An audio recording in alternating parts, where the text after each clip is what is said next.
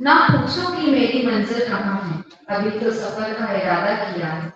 ना हरूंगा हौसला उम्र, मैंने खुद से इरादा किया है। मैं आज फिर से आप सभी आगंतुकों का हृदय से नंदन अभिनंदन करती हूँ।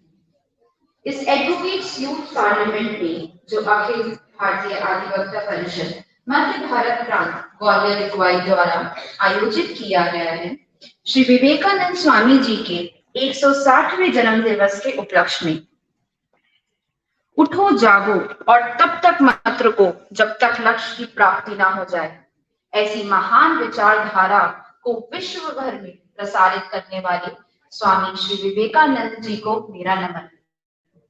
स्वामी विवेकानंद जी एक महान चिंतक, दार्शनिक, युवा सन्यासी, युवाओं की प्रेरणा स्रोत और एक आदर्श व्यक्तित्व के धनी थे, जिन्होंने भारत के आध्यात्मवाद को दुनिया भर में प्रचारित किया। आज के दिन का एक और बड़ा महत्व है। आज आर्मी डे हमारे समस्त भारत में मनाया जाता है, जिसकी मैं सभी को शुभकामनाएं देती हूँ। अब मैं अपने सह संचालक ऋषभ यादव से निवेदन करती हूँ कि वह कार्यक्रम को आगे अग्रसर करें।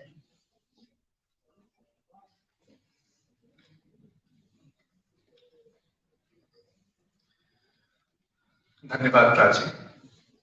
सबके दिलों में हो एक ही प्यार, आने वाला हर पल लाए खुशियों की बहार। इस उम्मीद के साथ भूल कर सारे गम, इस आयोजन में तहे दिल से मैं करता हूं आप सबका वेलकम। मैं ऋषभ यादव मंचासीन सभी अतिथियों का, गणमान्य सदस्यों का और मेरे प्रिय युवा सांसदों का हार्दिक वंदन अभिनंदन करता हूं। मैं निवेदन करता हूं Shri Narottam Sharma ji, vice president high court unit, कि वे हमारे माननीय अतिथि एडवोकेट श्रीमान वीरेंद्र पाल जी को पुष्पगुच्छ देकर उनका स्वागत करें।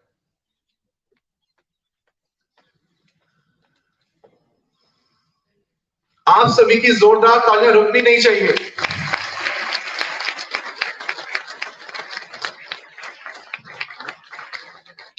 धन्यवाद श्रीमान। मैं निवेदन करता हूं श्रीमान Mohit Shivhari ji, general secretary district court Gwalior, कि वे हमारे माननीय अतिथि एडवोकेट श्रीमान शुभेंदु आनंद जी का पुष्पगुच्छ देकर स्वागत करें। तालियों की करतल ध्वनि इस पूरे सभागार में गूंजनी चाहिए। धन्यवाद श्रीमान। मैं निवेदन करता हूं श्रीमान एपीएस तोमर जी, जनरल सेक्रेटरी हाईकोर्ट यूनिट, कि वे हमारे माननीय अतिथि एडवोकेट श्रीमान अंकुर मोदिर जी का पुष्पगुच्छ देकर स्वागत करें।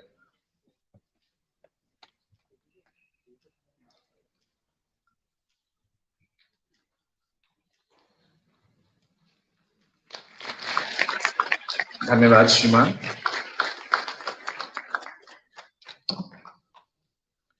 मैं एक बार फिर से हमारे मंचासीन सभी गणमान्य अतिथियों का दिल की गहराई से स्वागत करता हूं। आज हम सबके बीच माननीय अतिथि एडवोकेट श्रीमान वीरेंद्र पाल जी मंचासीन हैं। श्रीमान वर्ष 1996 से उच्च न्यायालय खंडपीठ ग्वालियर और जिला न्यायालय ग्वालियर में वकालत कर रहे हैं। फिर वर्ष 2007 से 2010 तक उच्च न्यायालय अभिभाषक संघ ग्वालियर में सचिव के पद पर कार्यरत थे।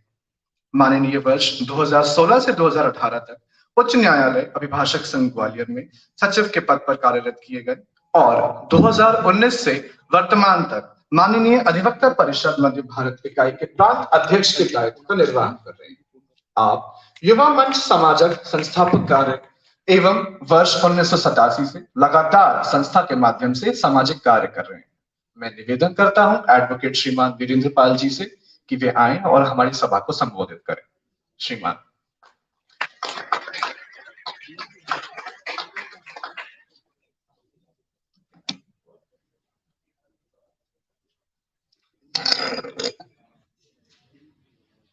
अधिवक्ता परिषद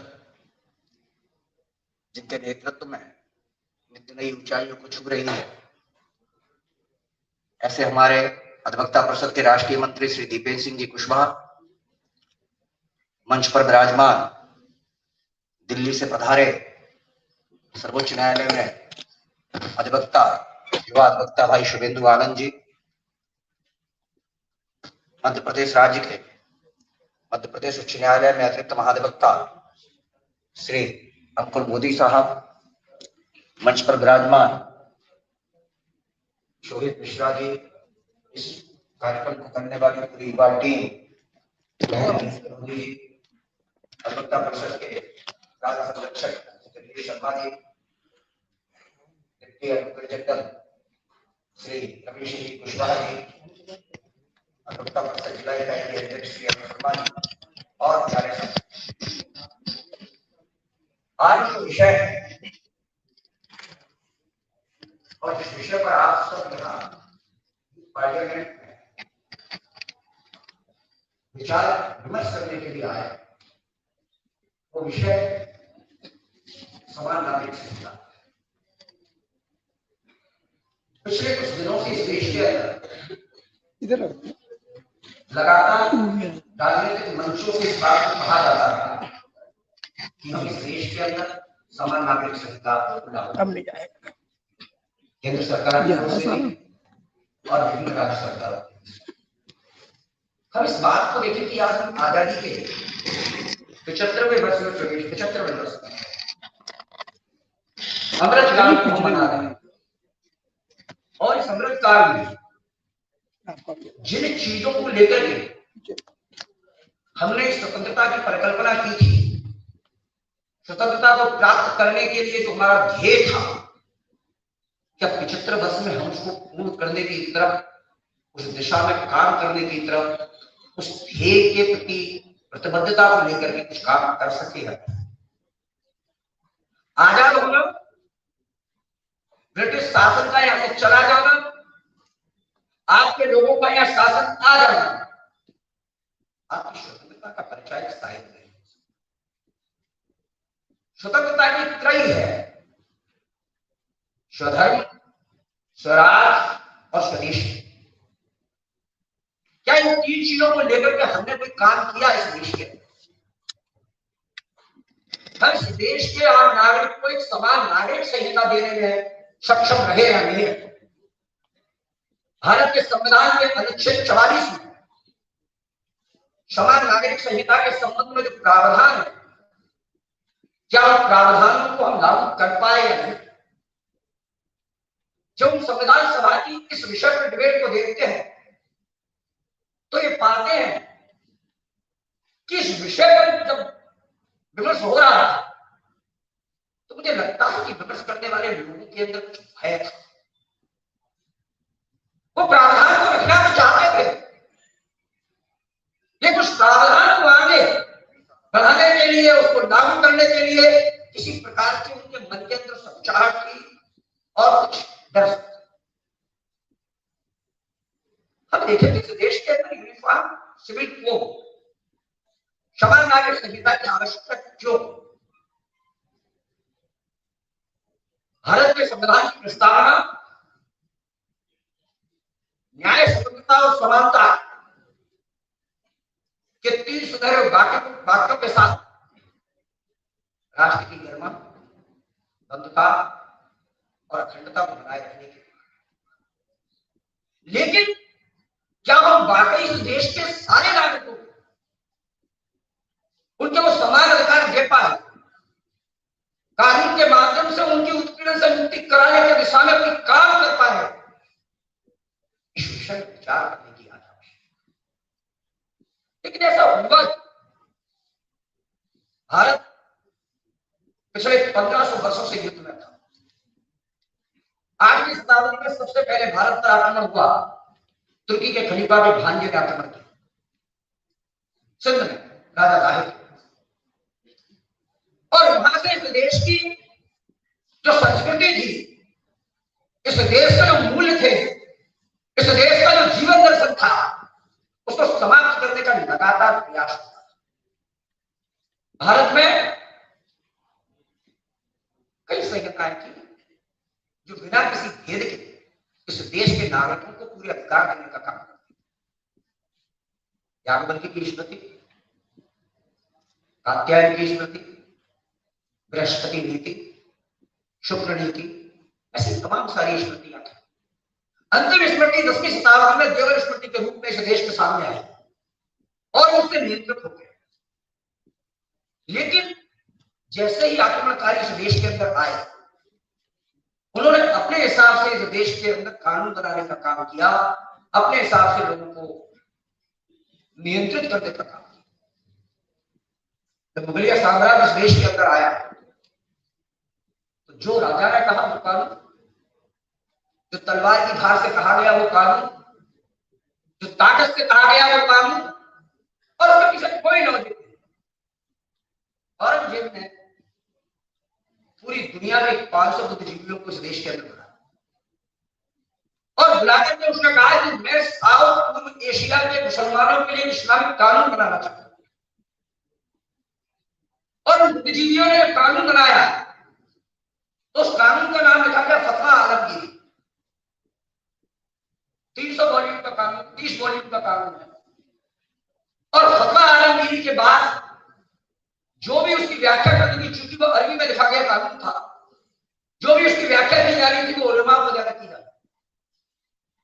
जब इस देश के अंदर से मुगलिया हुकूमत समाप्त हुई, ब्रिटिश का राज, तो एक तरफ जहां भारत का हिंदू समाज लगातार जो आक्रमणकारियों के कारण से कुरीतियां आई, कुरीतियों के संबंध में सुधार को लेकर के काम करना प्रारंभ किया। राजा राममोहन राय ने सती प्रथा को लेकर के आंदोलन किया, कानून बना। ईश्वर चंद्र विद्यासागर ने विधवा पुनर्विवाह को लेकर के काम किया, कानून बना। 1929 के आसपास सारदा एक्ट बना। विवाह को लेकर के बात कही गई कि जो बच्चियां हैं उनकी शादी 14 वर्ष में और जो बच्चे हैं उनकी शादी 18 वर्ष से कम में नहीं। विधवा महिलाओं को अपने परिवार में अधिकार मिले उसके लिए देशमुख एक्ट आया। लेकिन ये सारे के सारे एक्ट हिंदू समाज पर तो लागू होते थे, लेकिन जो एक समाज था उस पर इस एक्टों का किसी प्रकार का कोई प्रभाव नहीं। जो अंग्रेज 1859 में ब्रिटेन की रानी के द्वारा कहा गया कि हम इस देश के किसी भी धार्मिक मामले में हस्तक्षेप नहीं करेंगे, धार्मिक मामलों को लेकर के कोई कानून नहीं बनाएंगे, उन लोगों ने 1937 में शरीयत एक्ट, 3 पेज का एक्ट है, 6 सेक्शन है, और सेक्शन 2 कहता है कि सारे जो मुस्लिम हैं वो शरीयत से नियंत्रित है। शरीयत से नियंत्रित होने का मतलब फतवा आलमगीर के अनुसार जो सारी चीजें हैं, जो उनके कार्रवाई के मामले हैं, जो विवाह विच्छेद के मामले हैं, जो उनके संपत्ति के अंतरण के मामले हैं, जो दत्तक ग्रहण के मामले हैं, उत्तराधिकार के मामले हैं, वो सारे उन्हीं के अंतरण में। भारत का संविधान बना, ऐसा लगा कि इस देश के अंदर सारे नागरिकों को समान अधिकार मिलने की दिशा में काम होगा, अनुच्छेद 44 बनाया, लेकिन उस दिशा में कोई काम नहीं। 1952 में बंबई के अंदर एक केस आया, कोई अली करके व्यक्ति था, उसने एक मुकदमा पेश किया और उसने मुकदमे में बॉम्बे उच्च न्यायालय ने याचिका लगाई कि मुझे पहली पत्नी से कोई संतान नहीं, हिंदू व्यक्ति था, उसने कहा मुझे पहली पत्नी से कोई संतान नहीं है,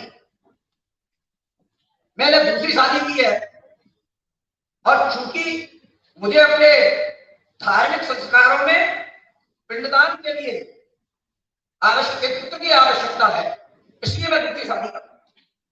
और लेकिन दूसरी शादी करने पर मेरे खिलाफ जो है वो अपराध पंजीबद्ध हो रहा है, जबकि मुस्लिमों के खिलाफ अपराध पंजीबद्ध नहीं हो रहा है।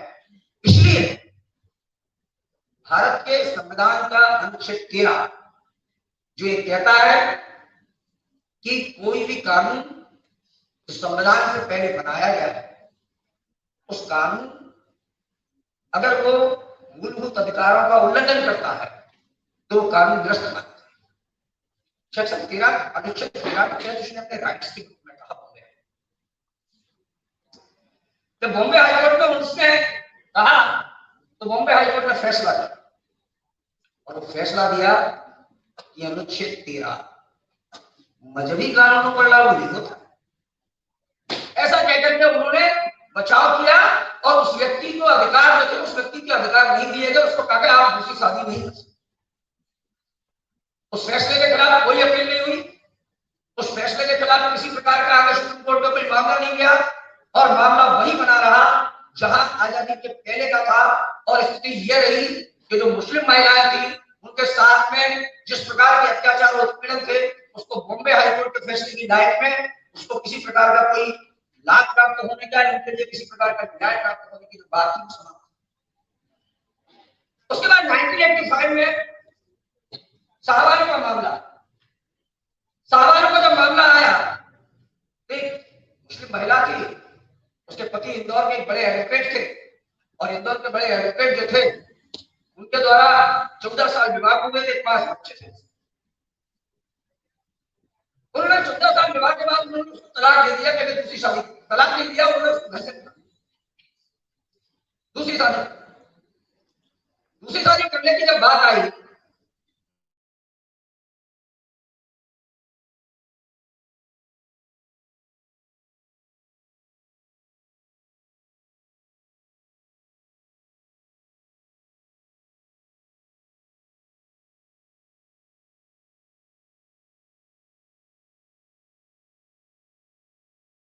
इसको तलाक दे दिया है, 3 महीने के अंदर भरण पोषण की बात थी, मैरिज की रकम चुका दी गई है, हमें किसी प्रकार का भरण पोषण देने की स्थिति।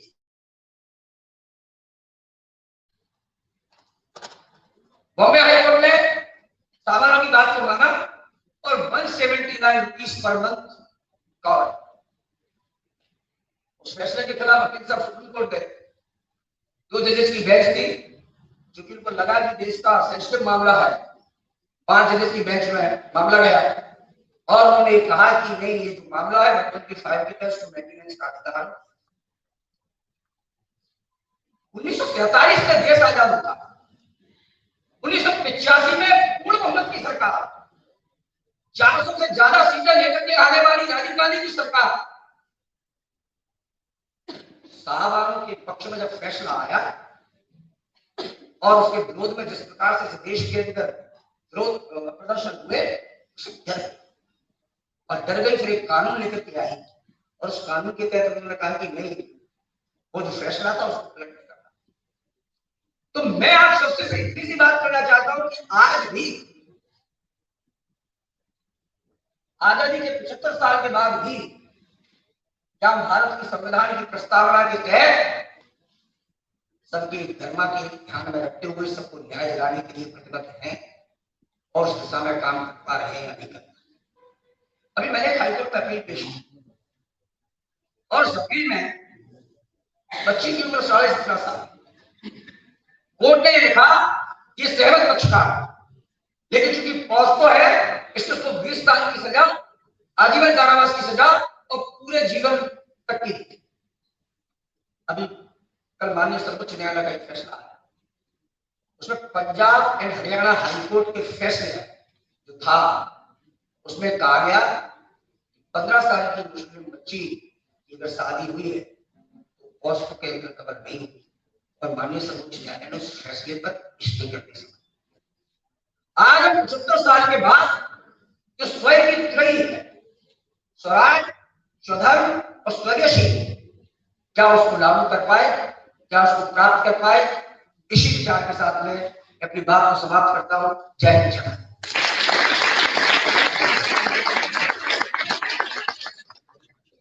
सर के मूल्यवान एवं भाव विभोर शब्दों के लिए बहुत बहुत धन्यवाद।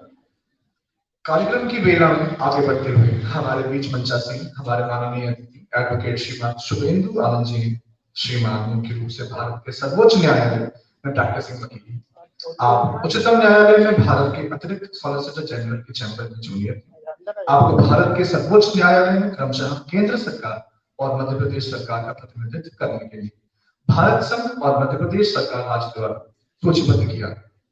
आपने क्वीन मैरी लंदन विश्वविद्यालय से बौद्धिक संपदा कानून में स्नातकोत्तर की उपाधि एवं वहां पे वो ब्रिटिश शिवलिंग थे। आपने Tata institution of social sciences Mumbai से स्नातक की उपाधि प्राप्त की और दिल्ली विश्वविद्यालय से कैंपस लॉ सेंटर से कानून में डिग्री प्राप्त की। आपको विदेश और राष्ट्रमंडल कार्यालय यूनाइटेड किंगडम द्वारा सम्मानित प्रतिष्ठित कॉमनवेल्थ डीएलएड स्कॉलरशिप के लिए सम्मानित किया गया। ऐसे प्रतिष्ठित व्यक्ति श्रीमान एडवोकेट शुभेंदु आनंद जी का मैं मंच पर स्वागत करता हूँ कि वे आज पटल पर और हमारी सभा को संबोधित करें। Sir.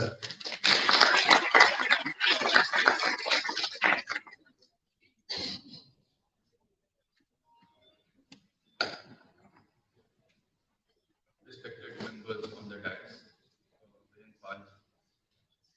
Jitendra Singh Kushwaha ji, National Secretary of Bharatiya Janata Party, Additional Advocate General Sir, senior members of the bar, guests and friends.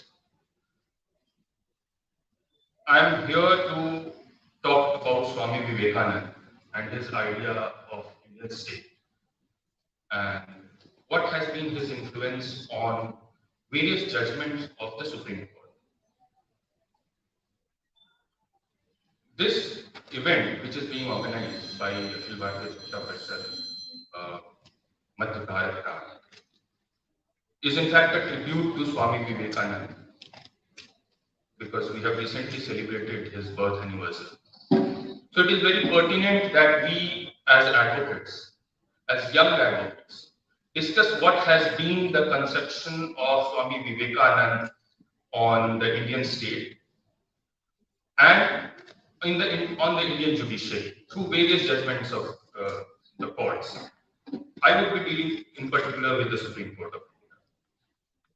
But let me start by saying what has been Swami Vivekananda's contribution to the ideas of Indian state. Three great philosophers, political philosophers who had profound impact on India's political and social philosophy have been Mahatma Gandhi, Dr. B.R. Ambedkar, and Swami Vivekananda. It would not be an exception to say that India is not fully Gandhi. India is not fully Ambedkar, but India does follow a large part of India and the Indian ethos do follow what was the path shown by Swami Vivekananda. So, in a way, amongst the three political philosophers between Gandhi and Nehru, Gandhi and Ambedkar, Swami Vivekananda shows the middle path, and his relevance, the ideas that he gave, they are relevant. They were relevant then when he gave it, when he went to America and talked about in the World Religion of Congress religion, World Congress of Religions, where he talked about the Hindu Dharma and what our conception of Dharma is. They were as relevant then as they are relevant now.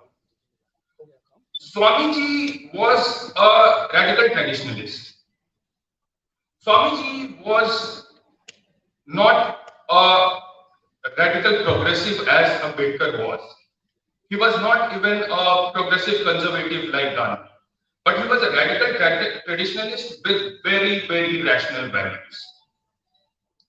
His background as a Hindu monk who traveled the world and had experiences in America shaped his worldview. And we are, in fact, benefiting today from what his worldviews were.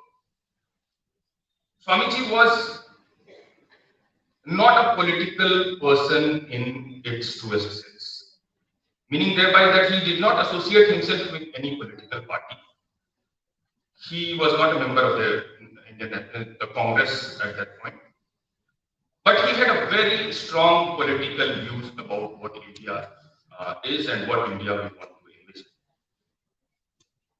He disassociated himself from active politics, but he was deeply anti-colonialist. And today we talk about individual liberty and freedom and whatnot. Article 21 is all about individual liberty and freedom and right to life. I think Swamiji was one of the first proponents of individual liberty. He talks about individual liberty in great detail in his works. The collected works of Swami Vivekananda is a treasure trove for everyone to read, wherein his ideas of society, polity, and law is very well documented. He was aware and a political Hindu. Why I say that he was a political Hindu is because he wanted religion to play a part in politics. He did not want religion to go away like we are doing today in the name of secularism, that religion should completely go away from our life and public life in particular. He wanted Hinduism to be a part of political life. But he wanted it to be the religion to be used constructively for the betterment of the society, for a vision that our religion and our philosophy, the darshan gives us. He wanted that to be there. Gandhiji proposed the idea of non-violence, which all over India and all over the world resonated with the masses. But the first idea of non-violence as a means of protest and as a means of conduct was in fact given by Swamiji. The famous author, he in fact documents that the progenitor of non-violence was in fact Swami Vivekananda and not Gandhi. Swami Vivekananda's political philosophy also was towards creating a national consciousness. National consciousness towards fighting the imperialist forces, national consciousness towards evolving the society, and to bring together the entire Indian masses for fighting the British and uplifting the society.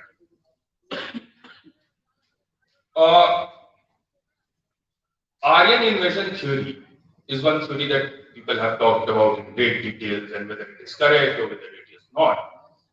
For the first time, Aryan invasion theory was debunked by none but Swami Vivekananda. So today we have theorists who say that okay, our Aryan invasion theory is correct. People say that this is not correct. The idea and the argument for debunking the Aryan invasion theory, in fact, comes from Swami Vivekananda. It has been incorporated in the collected works of Swamiji. Coming to the social ideology of Swamiji, Swamiji was, as I said, he was a radical traditionalist. But he was, in fact, he was not a modernist in the truest of the sense. He was a traditionalist, he was a conservative, but he was a rationalist at the same time. He said that we must adopt what has been our ancient wisdom, what has been given to us by our rishis, munis, our forefathers. They have given us great wisdom, and we must adopt them and use them in our lives. But at the same time, we should not carry forward with the things that were not correct, that were not true, that were not correct.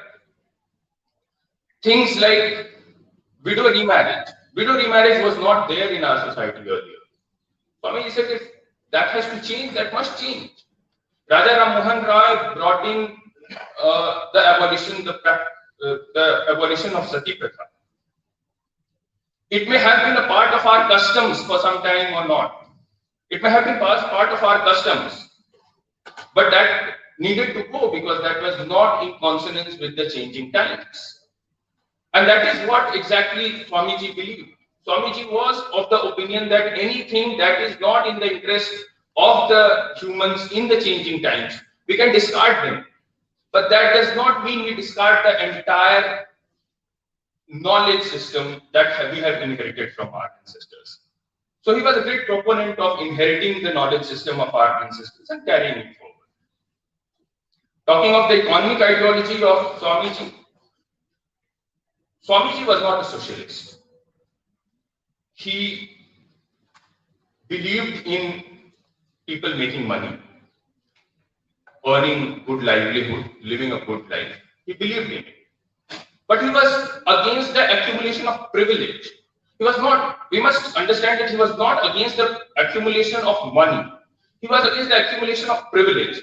Because once you accumulate privileges, there are certain people who get benefit of that privilege, and there is a large section that is deprived of that privilege. So the problem with accumulation is that it fragments the society into haves and haves not. Why I say that he was not a socialist is because he was against this fanatic egalitarianism. The idea of fanatic egalitarianism is such that it will make everyone poor. Instead of raising everyone from the lower pedestal to the higher pedestal, fanatic egalitarianism would lower the status of everyone in the society. That is what he believed. And he said that it is the duty of the rich to help the poor climb the pedestal, climb the economic pedestal. Although he was a monk, he did not want people to leave everything and become monk or get into 24/7 puja and prarthana. He in fact equated a grihast making money, earning his livelihood, living a good life, with a sadhu praying to God. He says, as important it is for a sadhu to pray to God, it is equally important for a grihastha to make money and earn his livelihood and take his family forward. One of the most important things which I find very appealing is that Swamiji said that the market is an antidote to caste. Today, when we order things like, suppose we order something from Domino's or Pizza Hut, there is a guy who prepares the pizza. There's this guy who comes and delivers that pizza to us in our homes. We never care about caste of that person. The person who makes it, the person who delivers it, the person who is involved in the intermediary activities. Nobody ever cared about it. Why? Because it's the market. Nobody in the market, nobody cares about your caste. People care about what you deliver. And that is what Swamiji was, in fact, a strong believer of. That market is an antidote to caste. Once people move upward in the economic ladder, the caste would start to disappear. Swamiji's idea on religion was very radical. And why I say so radical? Not in the terms of violence and all, but his ideas were very radical with the changing times and for the betterment of Hinduism. He was a strong political Hindu, and he was against any sort of conversion. He always spoke against conversion of Hindus, especially the weaker sections of the society converting from Hinduism to other religions. He in fact says that because the poor have been deprived of the privileges, because the poor have not been treated properly in the economic and the social means of society, they are forced to get converted to other religion. So in fact, he says that it is important for the people who are privileged.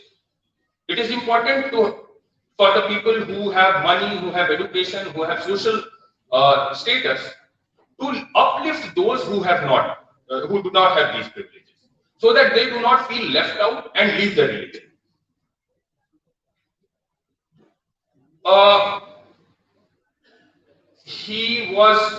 Swamiji was also very skeptical of monotheism. He did not believe that there is only one God and we should pray to only one God. His idea was that the truth is one, but different scholars have different ways of talking about it. His famous quote, "Ekam Sat Vipra Bahuda Vadanti," is in fact a very good example for us lawyers, that how interpretation of different things work. There is only one truth, but people present it in different ways. That does not change. The truth never changes. Truth is static. The only thing that changes is the way we interpret it. And that is what was Swamiji's belief in religion, was that monotheism is not an answer to the evolving society. I talk about the political legacy of Swami Vivekananda and how he has influenced political leaders across the spectrum. He was in fact the founding father of Bharatiya cultural nationalist movement. He was an influence on Bankim Chand Chatterjee. He had deep influence on Param Puj Sarsang Chalak Golwalkar ji. He had influence on Akhandanand ji, Dr. Hedgewar. The Anushilhan Samiti, which was a very valiant force against the British, was in fact deeply influenced by Swamiji's and his ideas. Sister Nivedita, Sri Aurobindo, in those times were in fact his followers. In the present times, we can see our leaders like Advani ji and Modi ji are added followers of Swami Vivekananda. He has influenced civic nationalists like Mahatma Gandhi, C. Rajgopalachari, Indira Gandhi. Subhash Chandra Bose was deeply influenced by him. Even communists like Bhupendranath Dutt was deeply influenced by Swamiji and his idea of anti-caste. Let us now come to the most important part that we are going to discuss today, and that is Swamiji's influence on judiciary and in Supreme Court judgments in particular. Swamiji belonged to a family of legal professionals, so he had a very old legacy of coming from a lawyer's family. His great-grandfather, Ram Mohan Dutt, was a managing clerk and associate at an English solicitor's firm. in Calcutta. His grandfather, Durga Prasad, was so skilled in law that his father, Ram Mohan Dal, made him a partner in his firm. Swami Vivekananda's father, Vishwanath Dutt, was an attorney and partner in a firm called Dhar and Datta. Datta comes from the family name of Swamiji. Swami Vivekananda in fact, Swami Vivekananda also started to study law. He entered the firm of Nimai Basu. He was an attorney at law in Calcutta High Court.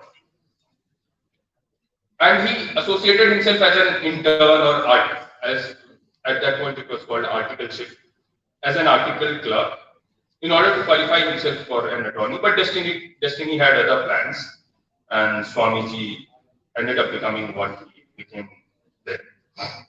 He in fact enrolled for the law course. He enrolled for a clerkship at a chamber, but he could not complete. So this influence of law on Swamiji, apart from him using at times during his talks and lectures, has amazingly influenced the Indian judiciary. He is quoted profusely in the judgments of many courts, and notably the Supreme Court of India. Some of the cases I'll discuss in very brief that Swamiji has been quoted a lot, is that of one judgment is Akhil Bharatiya Shosith Karmachari Sangh versus Union of India, in which Justice Krishna Iyer uses Swami Vivekananda's interpretation of equality to talk about right to equality and reservations. The court also quoted Swami Vivekananda to justify reservation to scheduled castes in state of Karnataka versus Appa Balingale.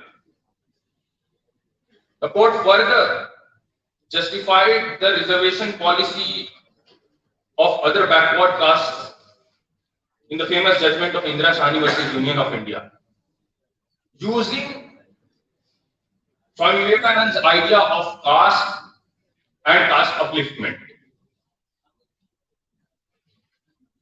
The court used Swamiji's ideas for the purpose of interpretation of what education is under right to education in P.A. Inamdar case. The court has also delved into great details on Swami Vivekananda's philosophy to interpret the question of Article 30. That is the ambit of who is a minority religion and therefore who is entitled to get protection under Article 30 as a religious minority under the Constitution. In Brahmachari Siddheswar Sangh versus State of Bengal case. Notably, Swamiji's own ideas were used by the court against a case which was brought forward by the Ramakrishna Mutt, which said that we are a different religion from Hinduism, we are a different sect altogether, and that is why we should get protection under Article 30. And the Supreme Court relies on Swami Vivekananda's ideas to say that no, Ramakrishna Mutt is no different from Hinduism, and that is why it was not granted.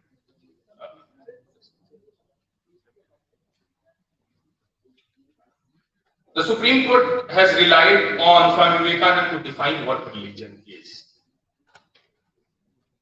Narayan Dikshitalu is one case. Narayan Dikshitalu was the state of Andhra Pradesh. And in Shastri Yagya Purudas Ji's case,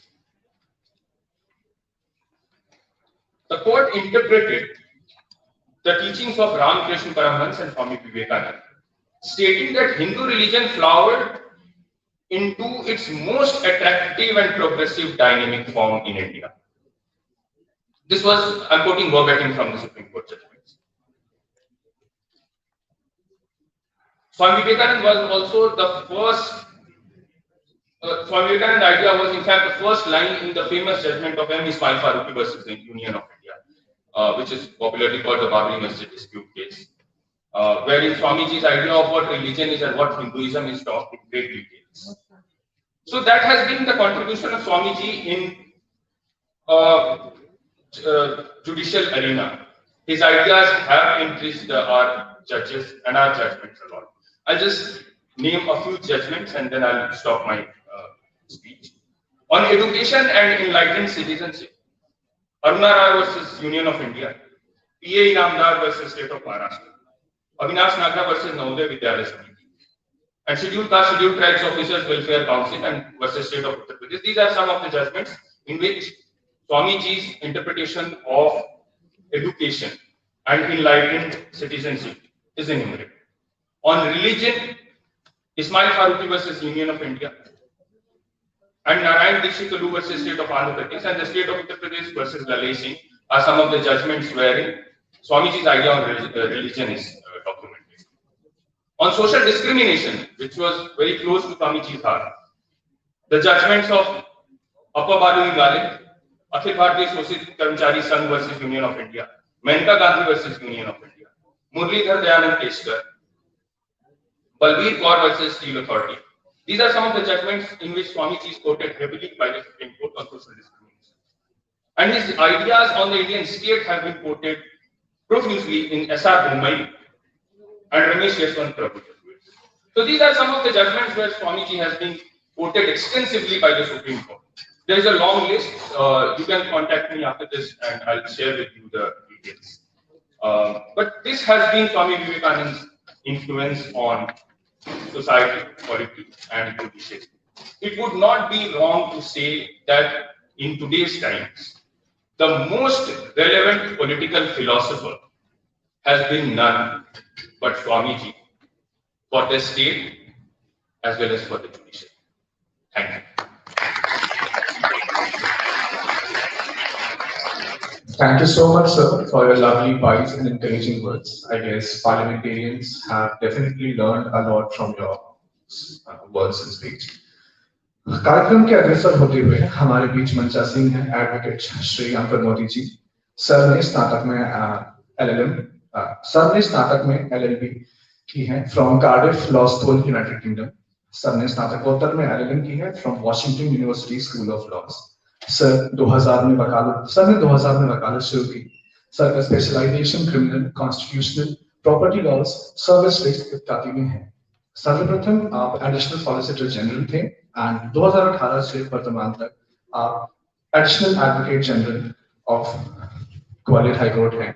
मैं श्रीमान अंकुर मोदी जी को stage पर बुलाना चाहूंगा कि वे हमारी सभा को संबोधित करें।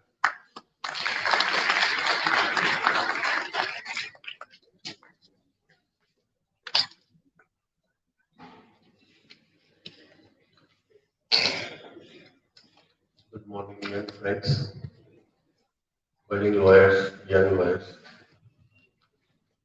organizers of this event, project coordinator, office bearers of Adhivakta Parishad, Virendra Palji, Shubhendu Anandji, Dipendra Kushwaji, Ravindra Kushwaji, and all other dignitaries.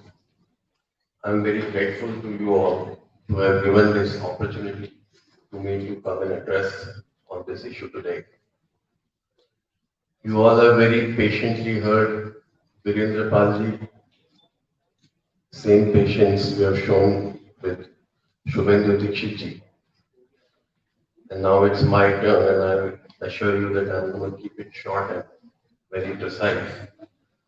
But I must tell you that it's always a feast to hear Virendra Palji. His oratorship and his study on any subject which especially relates to Hinduism is impeccable. If I ever feel the need to know about history of Hindu law or Hinduism or anything to do with Hinduism, I would rather hear few of his speeches than to go down the books of history to enrich my knowledge. His study is so well, he's so well prepared, and I always like that. It's a very good experience to hear him. So, thank you so much, Virendra Palji. And it saves a lot of time for all of us. What we can achieve by reading in 2 or 3 days, we can get it in few minutes from him. UCC, this Uniform Civil Code, When I was in law school 20 years ago, even at that time, we have debated on this, and it's been now 20 years. We are still debating on this, and this burning issue still continues to remain a burning issue. So this itself is a very unique thing about the Uniform Civil Code, that various governments after governments have not been able to come to a definite decision as to whether it has to be implemented or it is not to be implemented, and therefore it should be crossed out of our list of priorities. It makes one wonder that when the Constitution in 1947, it was drafted by the Constituent Committee, and then enforced in 1950. There were certain rights which were of immediate concern, which were given to the citizens as fundamental rights. Freedom of expression, freedom of profession, and various other fundamental rights were there. Nevertheless, there were certain matters and subjects which were very essential to our everyday living, like education, employment, religion, rights arising from religion, beliefs and practices, personal rights relating to property, inheritance, marriages. They were and they still continue to be a matter of essential concern in our everyday life. They affect our everyday life. But still, they were not made part of our fundamental rights. And they were kept as things which we desire to achieve. But at that point of time, they were kept in a different section in the directive principles section as agendas and goals which we think over a period of time we will achieve. I believe that one of the reasons, there must have been many reasons, but one of the reasons why it was done perhaps was that in respect of employment, there is even today and even at that time, it was never made a fundamental right, in the sense that no one can say that state has a duty and as an individual we have a fundamental right to get an employment opportunity and to be employed. And if we are not employed, then state is duty bound to pay us unemployment allowance. In 1950, I understand that our country was not so resourcefully rich that it could have taken up such a burdensome guarantee that we can undertake to guarantee everyone would be employed. Even today, we are not in that position. So far as education is concerned, even then, education was not a fundamental right. It's only by way of 86th Amendment in 2002, free education became a fundamental right. And the reason why in 1950s it was only kept in the section of directive principles, perhaps was that we did not have as a country enough resources to ensure that we can give or guarantee that we can give free education to all the citizens. But over a period of time, we flourished, we prospered, and now we are in position to ensure that at least everyone will have a free primary education, free schooling at least. I think similarly, when it came to matters of personal law, it was desired that the entire country should be governed by a uniform civil code in 1950. It was definitely a state which we all wanted to achieve. But because of the diversities that our country has and which we have had for many centuries, relating to religion, relating to right to marriages, relating to right to property after in the form of inheritance, in the form of or by way of mindset in 1950, we were not poised enough to be ready to take the benefit of UCC or Uniform Civil Code. And therefore, it was kept in Article 44 in the Directive Principle section as a matter which would be reviewed from time to time by the governments and after governments. to test whether we are still in a position to implement it as it is, or we still have to prepare ourselves for a uniform civil code. Because definitely when you have rights to properties and in the matters of personal law, your rights are based on the religion or the beliefs or the faith that you profess, then definitely it invites certain degree of difference, discrimination, as Virendra Palji has very rightly and aptly put it, that in POSCO Act, even with a minor, with consent, if you have sexual relationship, it's an offense. So consent does not matter so long as the person is below the age of below the age of majority.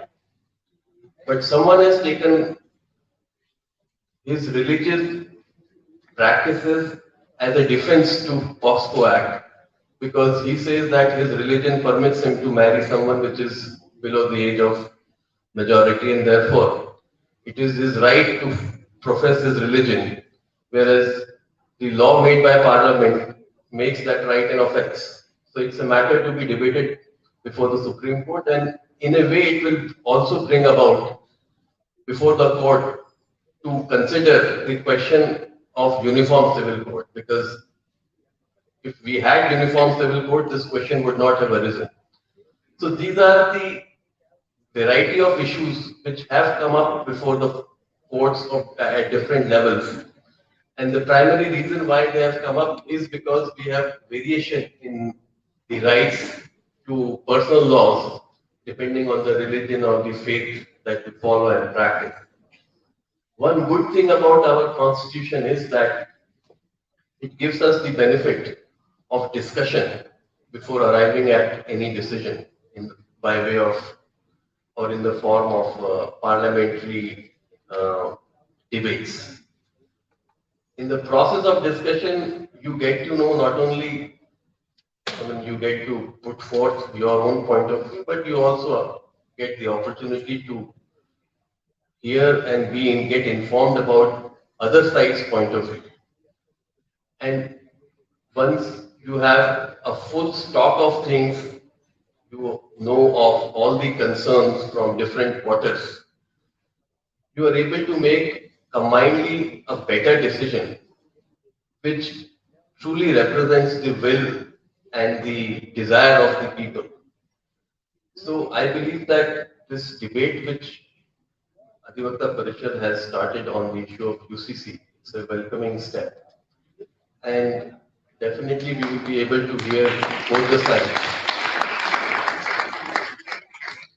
And some side will win, someone will lose, but I think at the end the constitution will prevail. And with that, I thank you all for giving me this patient hearing, and I am grateful to the organizers who have invited me and given me this opportunity to address you all on this issue. Thank you so much.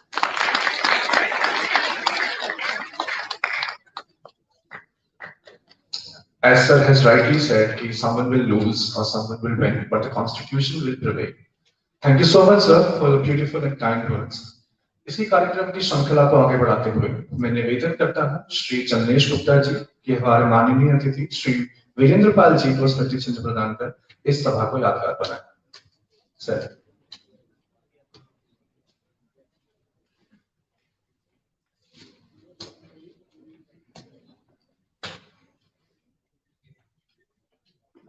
मेरा सभी युवा सांसदों से अनुरोध है कृपया तालियां रुकनी नहीं चाहिए।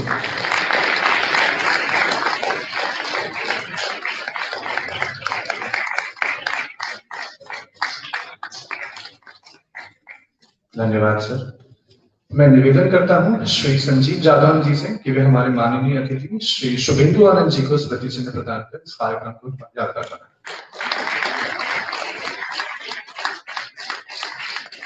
धन्यवाद सर। तथा मैं निवेदन करता हूं श्री लोकेंद्र चौहान जी से कि वे हमारे माननीय अतिथि श्री अंकुर मोदी जी को स्मृति चिन्ह प्रदान करें।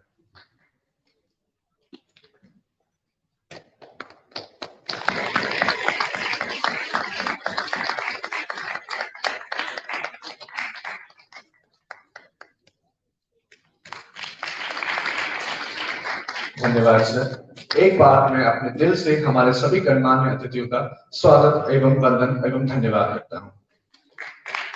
कार्यक्रम में अग्रसर होते हुए मैं स्वागत करता हूं हमारे संसद के सभापति महोदयों का। हमारे बीच मंचासीन है एडवोकेट श्री प्रसन्न Kumar Shukla. He belongs to a small village located in the tribal area of Madhya Pradesh. He has completed his BLL honors from DAV Indore in 2021, along with 3 diplomas in cyber law, e-commerce, and legal research and drafting. Currently, he is pursuing his LLM in criminal law from Sardar Patel University of Police Security and Criminal Justice. Sir is an exceptional entity of debates, extemporaries, and speeches. He has written several articles for the newspapers as well. I welcome you, sir, with a huge round of applause.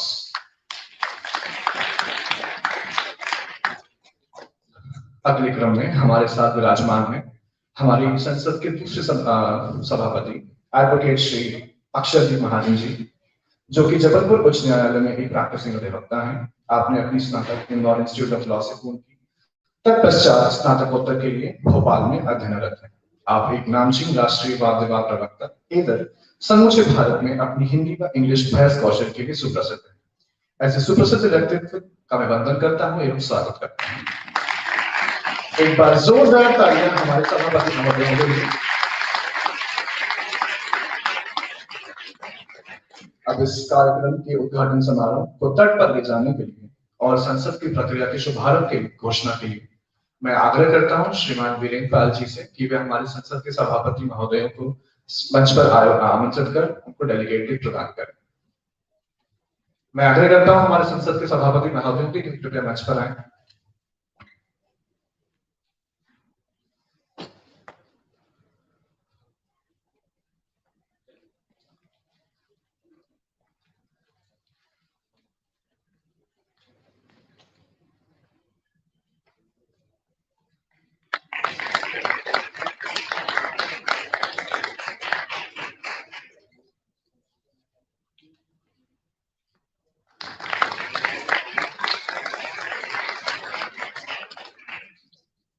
Thank you so much sir.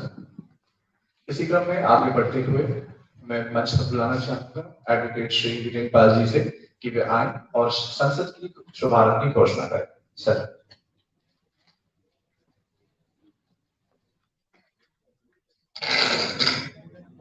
अधिवक्ता परिषद मध्य भारत प्रांत के अध्यक्ष के नाते मैं इस advocate youth parliament समान नागरिक संहिता पर सभागार का मुनि है उसके प्रारंभ किए जाने की घोषणा करता हूं।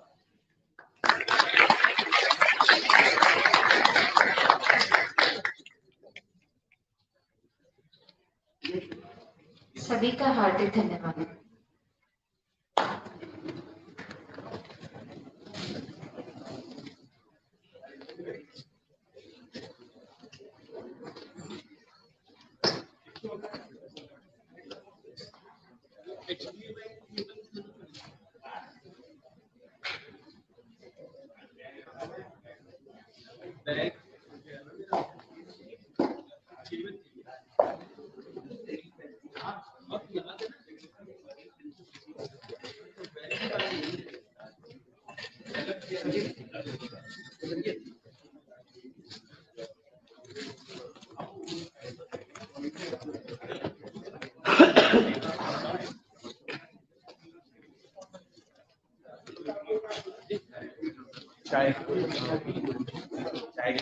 सभी डेलीगेट से निवेदन है कि वो अपना स्थान ग्रहण करें।